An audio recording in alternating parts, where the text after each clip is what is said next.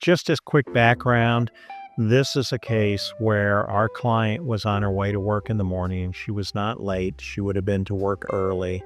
She came up to a T intersection at a rural highway, the route she was going to take to go to work. She was a healthcare worker working at a pulmonologist's office.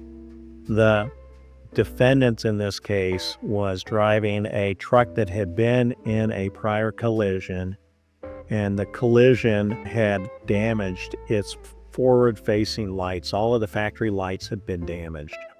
And so that individual attempted to try and, it was during COVID, he couldn't get parts. So he attempted to just jerry-rig the lights himself, and it didn't work well. And we contend that the lights weren't functioning. He had gone to Home Depot that morning, and he had hooked on cube lights that were off-road that had a toggle switch that were duct taped to the front bumper. So the only way you could turn on and off the lights were to go to the front bumper. We think he went into Home Depot, did not turn the lights back on when he got out. And the lights, of course, would have been illegal anyway because they were for off-road use, extremely bright. And so the collision happens where you can see the big starburst that occurs.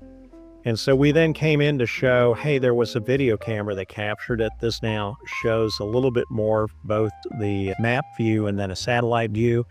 You can now see the yellow arrow that shows. That is showing the vantage point of where the video recorded, not the actual collision, but close to the collision.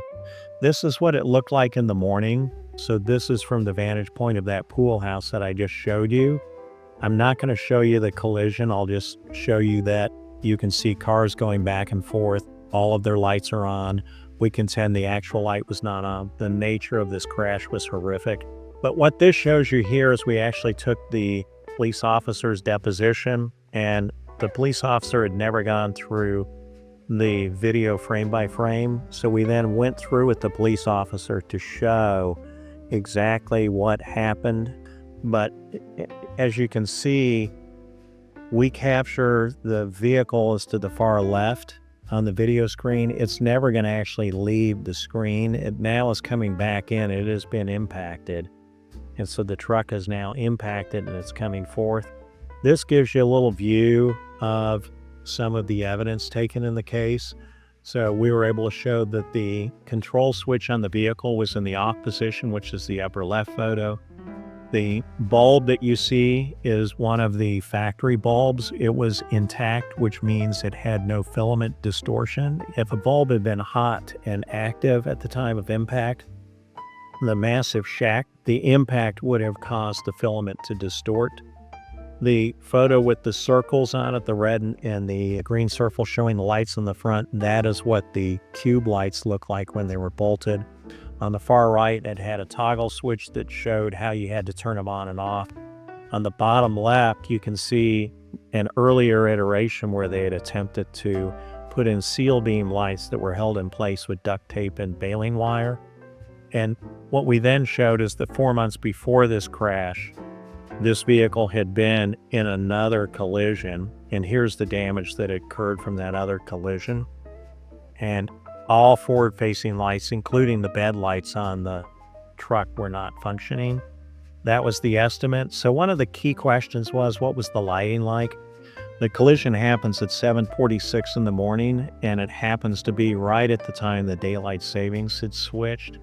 So one of the officers, fortunately for us, turned his body cam on. His shoulder, they didn't at that time, and in this county, did not have dash cam.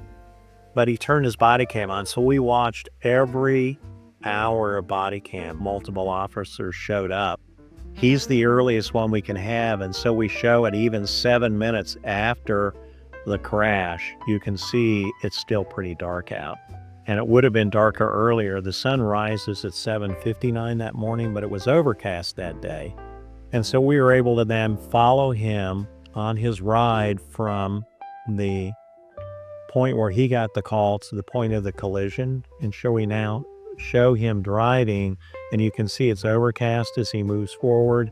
You can see the time is moving forward. The sky is actually starting to lighten up. And so to the left, just above his steering wheel, we note this is now 8 o'clock, so it's now 14 minutes after the collision. You can see that it's overcast that day. And just above his steering wheel right here is the Home Depot where the defendant driver had come from. And so to the jury, I asked them to consider whether they would actually be able to see that sign and recognize it if it were not lit. So this is kind of the nature of how we try and put cases together. This now shows the police officer just as he's coming up to the intersection of where he was going to get out of his vehicle, and you can see that it was really a heavily tree-covered area that he was coming from.